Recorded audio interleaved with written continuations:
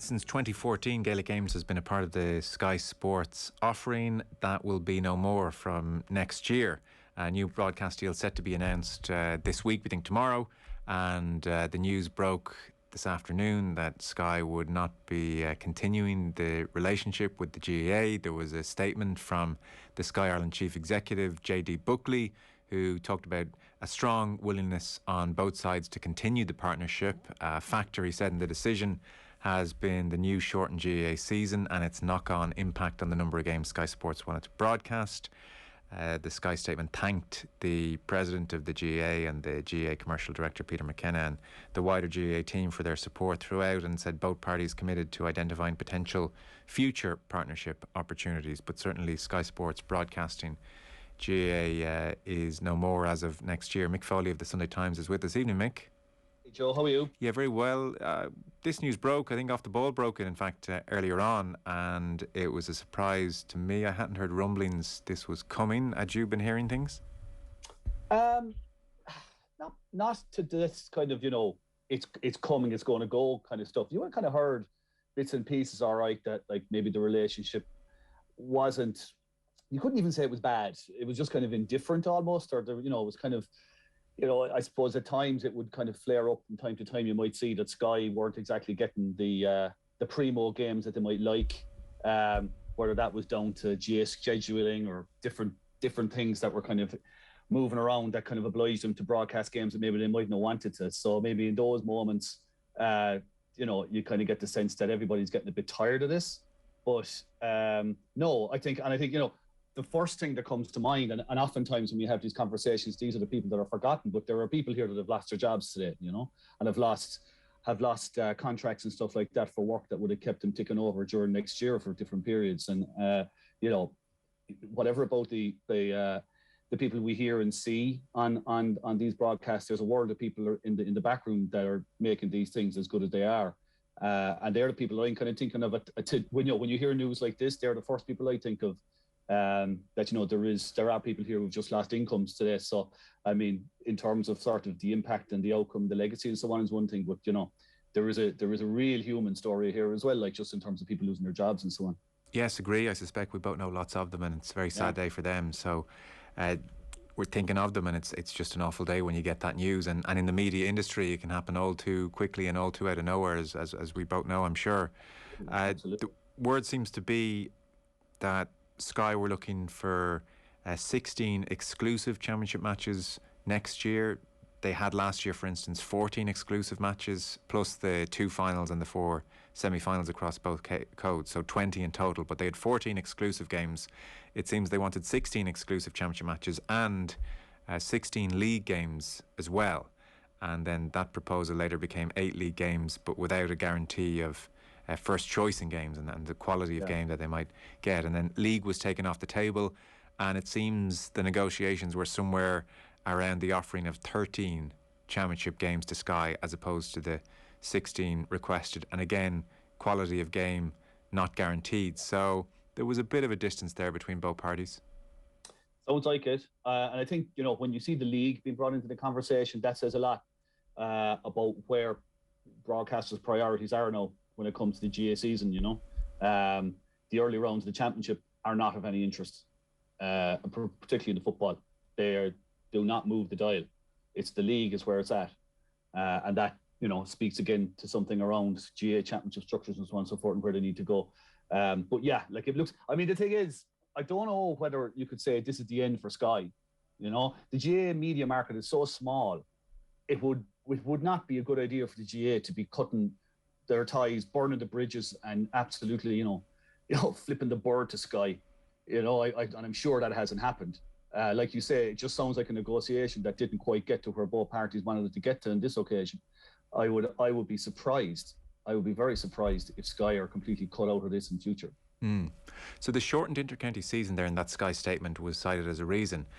It's hard to tot up exactly the number of games that are on this year versus next year, but I presume there are more on across next year and similar throw-in times, and so maybe there might have been an opportunity to have one game on RTE and one game on Sky, but for whatever reason that doesn't seem to be a goer. Like if there are more games on next year in that condensed window, then I would have thought actually you need as many broadcast partners as possible to pull it all off. Although the obvious logic is either a bunch of these games will just be on GAA Go, or else they won't be on TV whatsoever. I presume that's it. I mean, if you rewind back the clock to 2014, like one of the big things why Sky were brought on board was because they had those digital and mobile platforms that the GAA were looking to develop themselves. So, you know, whether that actually panned out or not is another day's work, but that was, you know, something that the GAA liked the look of. Now the GAA would say that they have GAA Go, as you say, as an option for people to pay their couple of quid and go and watch their game. But I'd say possibly comes back as well then from a Sky point of view to, well, what are we getting, you know? I mean, what are we getting versus the investment that we have to make to go down to a ground, set up, broadcast it in a way that people is acceptable to people to watch on television. You often hear people going on about, well, sure, like why isn't it just, you know, why don't we have all these things broadcast? Like you can just do it, you know? It's an enormous operation to broadcast a live television event, a sporting event. So perhaps from a Sky perspective, they're going, well, we're going to have to actually spend more trucks out, you know, build more temporary structures, you know, get people to places, get them back, blah, blah, blah, blah, blah. And how many people are actually going to watch? And as you say, I mean, even as it is now, you know, in a smaller season, the caliber of games that we're getting probably wasn't what they were looking for. I mean, there was a situation, I remember last year, this year, I mean, where there was a double bill where Donegal and Armagh in football was meant to be on in Croke Park, but it was switched to Clare and Roscommon. So they got Clare, Roscommon and Mayo Kildare in the one day. And they really wanted Donegal Armagh because that had something going for it, given the previous match in Ulster and so on and so forth. So stuff like that has come against them over the years. So they're probably looking at this scenario now going, we could get anything, you know, and it could be a real. But you're right, like, I mean, in terms of the bigger picture, I mean, the GAA are looking at cramming in the biggest GAA intercounty season they've ever had into the smallest space possibly they've ever had. And one of the other compelling arguments for having Sky come in 2014 was that the games that they were getting weren't going to be games that were going to be on RTE or anywhere else anyway. So now we've kind of gone the other way around. So it's like, well, if they're not on GAA Go, if you don't pay your money to watch GAA Go, there's a fair chance you're not going to see a huge amount of the championships. Now, we're sitting here speculating and chatting. We'll see what the GAA's offering is when we see what the media deal is, you know? Maybe they have these bases covered and maybe there's a package there that's going to tick all these boxes. Yeah. The reporting as well is that Premier Sports and Virgin unlikely to swoop in and pick up any kind of deal. Yeah. Talk of BBC upping their coverage. I presume that would be Ulster football heavy though. Well, not necessarily. Certainly, I mean, that would be the emphasis. But we were certainly hearing during the season gone by that come the next round of media deals that the BBC were going to be very, very much to the forefront. So my understanding, and I think it's been reported, is that, you know the way that Sky have had simulcasts in terms of the All-Ireland semi-finals and finals, that's now going to jump across to the Beeb. The question I would have is, that's fine, but is it going to be BBC Northern Ireland channels, or is it going to be, say, for the All-Ireland finals anyway, are the BBC actually going to broadcast the All-Ireland finals? That would be an interesting question. Like Gary Lineker hosting? Well, I would hope so. That would be my thing. Michael Richards. Michael Richards still does Match of the Day from time to time, doesn't he? He does, yeah. Yeah, there you go. I'll have him. But, you know, something like that. But I mean, my point being that, again, a thing with Sky was that, okay, it was behind a paywall, but it was available to an entire nation. Yeah. Yeah, the entire United Kingdom. If those All-Ireland finals are on BBC Northern Ireland, that's great for the people in Ulster to be able to see them on BBC. But you won't be able to watch them beyond there, as my understanding anyway, certainly, unless you go tuning your frequencies in on your box, you know. So from this vantage point, is it possible to have a sense of whether or not the average fan will be better served or less so next year, or is it too early to even know? Sure, I suppose we'll know when we see the media deal. I guess if you have a Sky Sports subscription, you're going to be less served. Yeah. Because again, it's going to be this whole thing. These are games that wouldn't have been on anywhere else anyway. So so in the totality, we're going to have less games as we stand now. But as I said, we don't know. We'll have to see what the what the detail shows. I do think that, in terms of Sky, when they came into the scene, obviously they took enormous flack, for even being there, which always seemed to me a bit odd. I mean, it's, some people just were principled against it, just fundamentally putting your games behind a paywall, etc., etc. That had been done already with league matches with Setanta before that. So then suddenly the red line moves to, championship games are different. Are they really? So like, I could never quite understand that. And I think if we look at what they've brought to the whole scene, I think it's been beneficial, I think, in terms of the quality of the analysis, the people they've developed and brought through as pundits. They kind of brought that, I remember at the time describing it as Monday Night Football light, the kind of the analysis element of it. They brought that to Gaelic games just at a time when, analysis was really coming into the fore in GAA and really starting to shape football in hurling. So, they were right on the ball there. And I think, by and large, most of their pundits were excellent. Yeah. And, when you have someone like, Gráinne McElwain, I think has been outstanding as a presenter. And, there'll be talk about who's going to present the night show to Sunday game. I don't see, if Gráinne McElwain ain't going to be on Sky, I don't see why she shouldn't be in the conversation to be presenting the Sunday game night show either. No, agreed. And again, for all those people, as you said at the outset, it is a far more serious conversation than us talking about how it's all going to look for Absolutely. viewers next year. Yeah. We're at an interesting juncture, aren't we? In that so much is changing in the format and the condensed season and the Sunday game. The departure of Des Cowell prompted much discussion about even just the nature of that programme. And even I think Des did an interview during the year of the Irish Independent where he was saying, look, in fairness, the number of games we're having to show, I don't want to misquote him, so I'll paraphrase him, but I got the impression he was saying, look, there's no room for this thing to breathe. We get X number of minutes between games. There are so many games, it's impossible for pundits to have seen all the games, and maybe one show is no longer fit for purpose. Otherwise, we'll be on for 7 hours if you want us to do it all justice. So even if the GAA are thinking very seriously about how they package their product, again, not great words to use about the games, but you'll take the point, then they are going to have to really think about the broadcasting deal, not just Saturday and Sunday, but like how are we getting our games out there? Because the days of, and this will sound like a criticism of the Sunday game, it's not really. I just think it's a difficult reality. The days of presenter and two pundits, neither of the three have seen the game, and they've shown 3 minutes of highlights, and they have a minute and a half to say, well, Offaly have always produced good footballers, and they have lovely footballers, and they'd be disappointed with today, next game. That's just not working for anyone anymore. You see, the way I see it is like the Sunday game, I should say.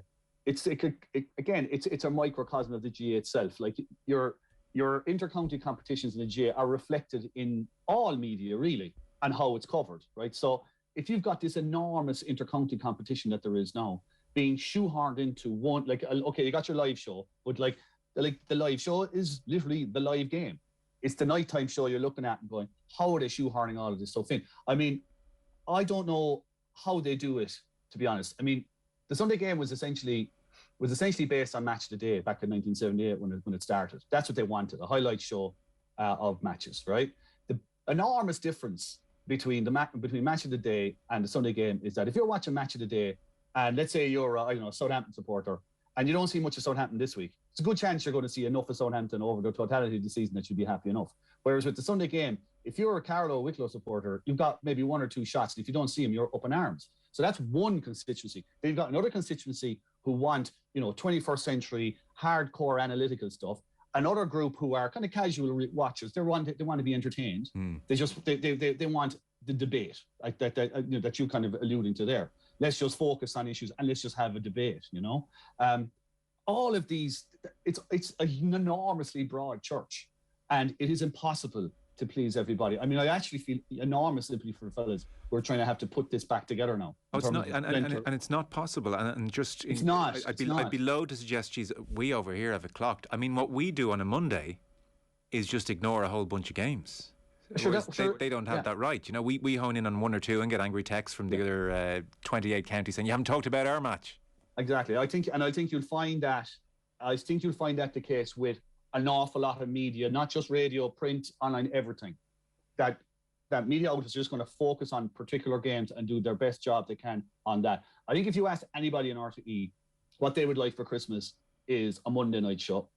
So you could do either a spillover from the previous day, or you split it so you could have your hurling and football championship stuff here, and let's say your Tailteann Cup stuff there and qualifiers and whatnot, something along those lines. Or you could also have a kind of a match of the day 2 set up, not the same, because it wouldn't not the same photocopy kind of idea, but just 2 shows to spread the burden. I actually don't think it's going to be possible for RTE to actually carry out the job the way they would like to do it without 2 shows. It's going to be really, really difficult for them. And look at this is the flip side of this as well, is that the GAA have done something here that I've always said it's the most incredibly socialist. It's like a socialist experiment. Like, they have taken their golden goose, right, and plucked the feathers from it, squeezed it down into a very small window, and made it very, very difficult for the people who pay the money, the commercial end of things, to actually get the same value. So they're inevitably going to take a loss in earnings here. And from the point of view of the broadcasters and the media partners, it's very, very difficult to kind of start to say, well, why would we be given the same coverage when it's just so impossibly hard to do so? We're actually kind of bringing down our standards here a little bit. So it's an amazing sort of, as you say, it's an amazing is the wrong word. It's a really interesting juncture in terms of trying to get the balance between the GAA kind of looking towards the grassroots, the clubs, trying to give enough space for those, possibly at the expense, of the commercial end of the operation, and then trying to balance that again then with their broadcast and media partners who are also looking at their investment and going, well, are we getting sufficient bang for our buck? So it's really, it's a turbulent time on all fronts. And obviously then you have a media deal in the middle of it, kind of to sort of clarify everything for everybody in terms of their thinking. Yes, well, that media deal revealed this week, so we'll see what it brings. Mick, pleasure. Thanks so much. No hassle, Joe. Cheers. Mick Foley there, the Sunday Times, with us.